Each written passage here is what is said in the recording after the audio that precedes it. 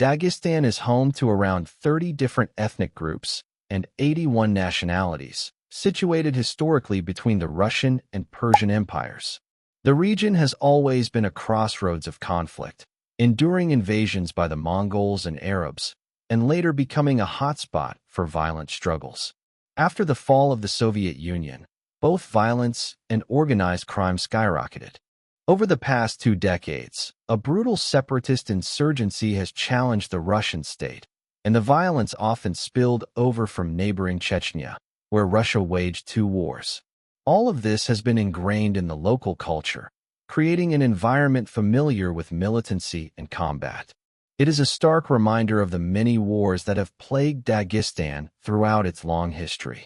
At the same time, these conditions have provided fertile ground for extremism to take root. Hundreds of Russians, many from this region, are believed to have joined ISIS. For Dagestani parents, losing a child to extremist influence is a very real threat.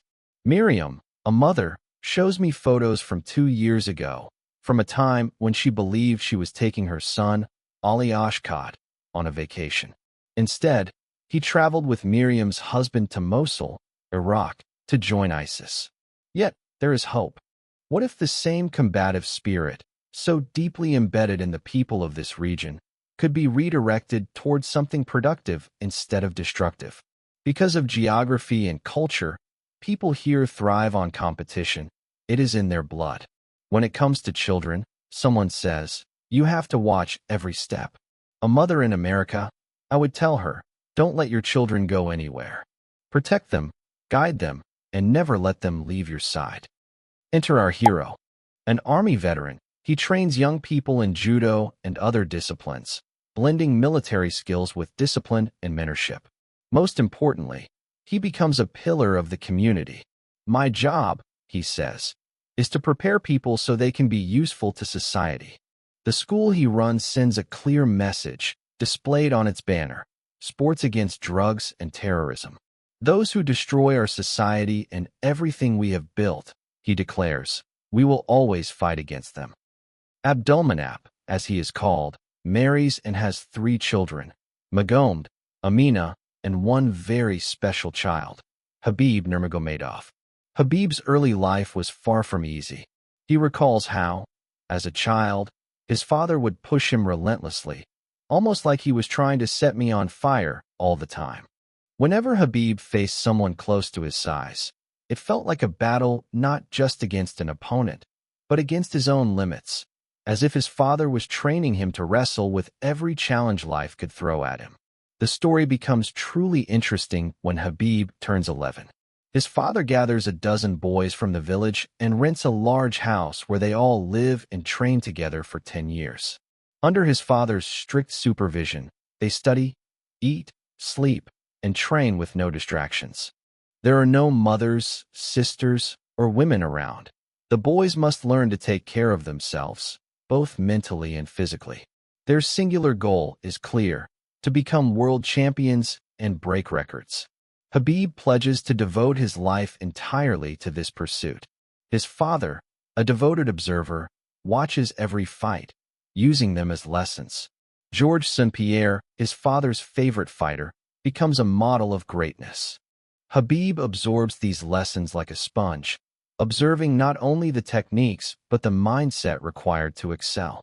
When advising a young person today, Habib says, "I would tell them, if you have a dream, if you want to become a champion, you cannot be normal. You must be obsessed. You have to sacrifice and endure hell to achieve it. Every day counts, not just during training camp, but in every day of your life. Train, sleep, eat, repeat. This game is not for weak men, but it can make weak men strong. You have to take the lead, ignore what people say, and keep pushing yourself. Work too hard to come last. There is so much time in the day, and it is yours." Even someone as talented as Habib faced early setbacks. He suffered defeats that could have broken lesser fighters. But unlike many who give up after failure, he doubled down. Training in Dagestan, he pushed himself to the limits, focusing only on the finish line. "I didn't mind long waits or hard lines," he recalls.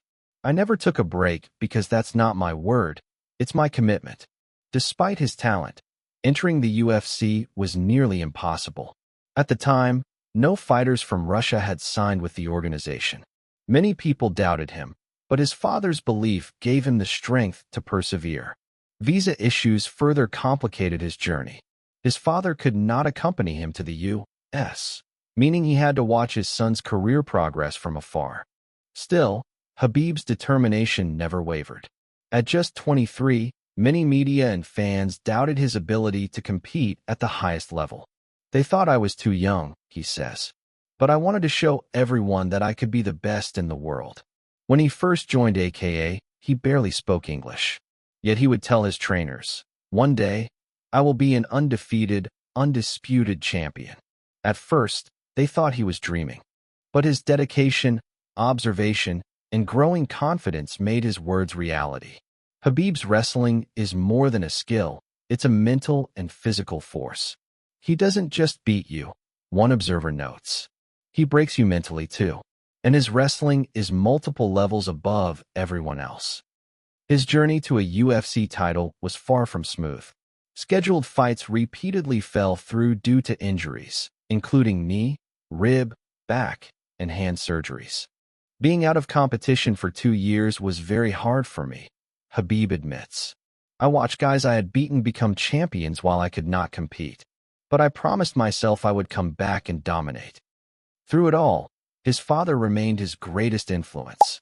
The motivation and inspiration he provided pushed Khabib to train harder, fight smarter, and never give up. Finally, he got his title shot against Tony Ferguson, a fight that became legendary for being scheduled and canceled 5 times. Tony's career suffered more from this curse than Khabib's, but the drama surrounding the fight only heightened anticipation. Then, just before the fight, another incident erupted. Conor McGregor's close friend, Artem, who is also Russian, had a confrontation with Khabib. Tensions flared, fueled by national pride and personal rivalries. Conor, hearing of the incident, took action, fueling up his private jet with friends and flying to New York, setting the stage for one of the most infamous events in MMA history. Khabib's journey from a small village in Dagestan to the global stage of the UFC is a story of relentless discipline, unwavering dedication, and a combative spirit transformed into greatness. It is a testament to what can be achieved when raw talent meets guidance, focus, and an unbreakable will. The week leading up to Khabib's fight was chaotic and tense. People were hurt, shaken up, and terrified.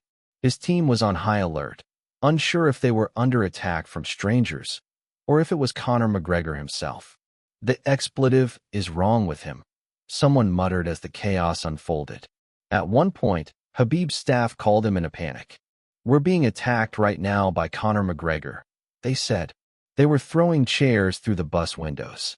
Khabib's team turned the bus around and raced back to the arena, but by the time they arrived, McGregor was gone. Authorities later intervened, and police began searching for him, while several people had been hospitalized after glass shattered into their eyes. Even as all this was happening, Khabib still had to fight for the title. And as if that wasn't enough, Max Holloway was declared medically unfit to compete. At the last minute, Ali Quinta stepped in to face Khabib. The mental warfare between McGregor and Khabib reached its peak at the worst possible moment. "Is there any part of me that thought this week was cursed?" Khabib reflects. "No, I'm born from the crazy mountains. I grew up very tough. This is who I am. When you're ready, you fight. Now it's my time." The fight finally happened. When the winner was announced, Khabib had claimed victory. Yet even in triumph, he felt the absence of his father. "I'm very grateful to my father," Khabib said. "All of this is because of him. Alhamdulillah. Thank you so much, Father." He spoke to his father briefly after the fight. "He gave me advice about my mistakes in the fight, just a few minutes. Then he said, 'Good job. Just come back. We have to keep training.'" Khabib's win secured the belt, but the real battles, outside the octagon, were just beginning. He publicly thanked his fans, family, and supporters, and spoke directly to McGregor. "If you want to find me, just send a location. The fight itself had been one of the most anticipated nights in UFC history, yet it was marred by chaos and violence. The tension between the Russian and Irish teams highlighted that this was more than just a UFC fight. It was a battle of pride, national identity, and reputation. Commentators debated the odds. Some thought McGregor could knock Khabib out, while others believed the Dagestani fighter's discipline and background gave him the edge.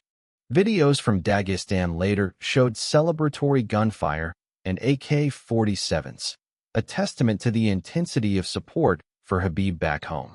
Throughout the fight and its surrounding drama, Khabib's values were clear: respect, perseverance, and never giving up. "My father taught me to never give up and to always be respectful," Khabib said. "This is what I live by."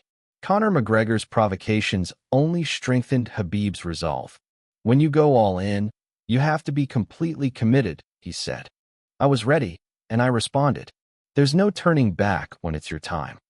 Even with insults, threats, and pressure from all sides, Khabib stayed calm and focused, guided by the lessons of his father, his upbringing in the mountains of Dagestan, and the discipline that had defined his life and career. The fight was more than a title bout. It was a testament to resilience, culture, and an unbreakable spirit. The aftermath of the Conor McGregor incident was chaotic and intense. Khabib's behavior on the bus was unusual for him. He had always been respectful and disciplined, and what happened wasn't reflective of his normal conduct. Yet the tension and provocations boiled over, and behind the scenes, there were bigger stakes at play. By 3 p.m., a press conference began. Khabib arrived, unbothered by delays or formalities. "I don't wait for anybody," he said.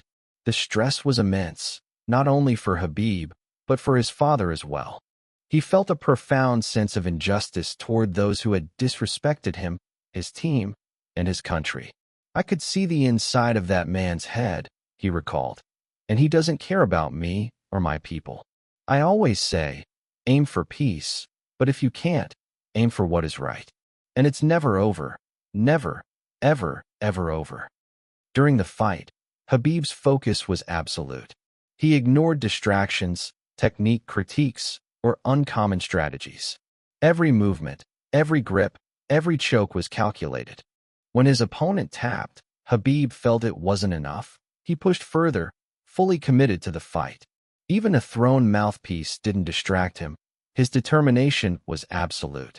After the fight, Khabib's ego and spirit were on full display, yet his discipline remained clear. When asked hypothetically about fighting without police or security, the implication was clear. In Dagestan, respect and resolve are paramount. However, the consequences were severe. Khabib was suspended by the Nevada State Athletic Commission for 9 months, while McGregor received a 6-month suspension. Khabib was fined $500,000, McGregor only $50,000. Many questioned the fairness, especially considering McGregor had insulted Khabib's religion, his country, and his father, and had caused serious injuries during the bus attack. While Khabib served his suspension, the UFC organized an interim title fight between Max Holloway and Dustin Poirier. Finally, Khabib was set to face the interim champion in Abu Dhabi, marking the first time in years that his father could attend and corner him. The relationship between Khabib and his father was complex yet profound. His father had pushed him relentlessly, demanding excellence while instilling courage and confidence. Fathers play a critical role in shaping resilience, teaching children to confront life's challenges, to strive beyond their limits, and to develop moral and physical fortitude. Through wrestling, rough play, and constant training, Khabib learned discipline, persistence, and independence. Fathers need to impose high standards, Khabib's story suggests, not to crush a child, but to bring out the best in them. Life is hard. It will challenge you. But with a father behind you, supporting the highest potential in you, you gain a spine, physically and metaphysically. Khabib's final words reflected gratitude and reverence. "I want to say thank you to my father. Everything I am, everything I've achieved, is because of him." The period after Khabib's last fight was emotionally tumultuous. He was deeply worried about what the future held, particularly with his father, Abdulmanap, being such an integral part of his life. Every man has someone to turn to, typically a father, but for Khabib, his father was not just a figure of guidance. He was the cornerstone of his world. Losing him left Khabib to navigate life and career decisions largely on his own, without that stabilizing presence. Questions loomed over the world.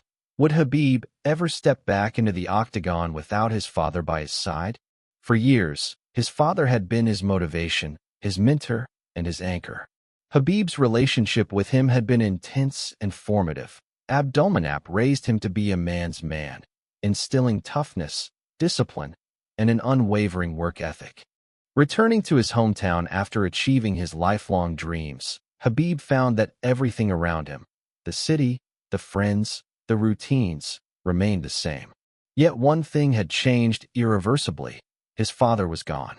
The realization struck him with profound emotion. It wasn't just my dream anymore, he reflected.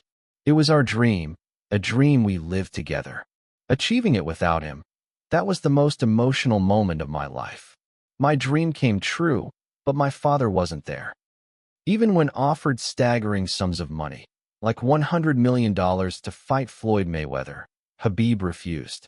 Then I'm finished, he said, recognizing that legacy and honor mattered more than wealth or fame. The influence of Nurmagomedov extended far beyond his son's accomplishments. Through wrestling, training, and life lessons, he provided young men with purpose, discipline, and a positive path, steering many away from armed groups and extremist influences. For countless aspiring fighters in Dagestan, Abdulmanap was more than a coach. He was an inspiration. When I grow up, I want to become a UFC fighter just like him, many said, following in his footsteps. Khabib himself transformed under his father's guidance. I became calm.